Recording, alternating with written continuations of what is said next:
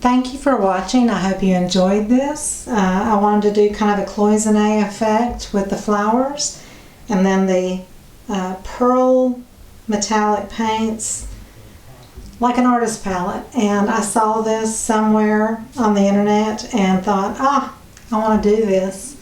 I thought it was such a cool idea. So I hope you enjoyed watching it. And I also, besides the golden paints, I used the Deco Art, just metallic and glorious gold with a little bit of 24 karat gold mixed in, and a needle tip attachment which you can screw onto any craft bottle of paint. And then for the gold edges on the wooden palette, I have metallic gold edges. I used the Peonies for artist marker, and this is the jumbo, the biggest one they've got, jumbo. And that's oil based. So I'll let this dry thoroughly, probably for a few days, because these will take a while to dry.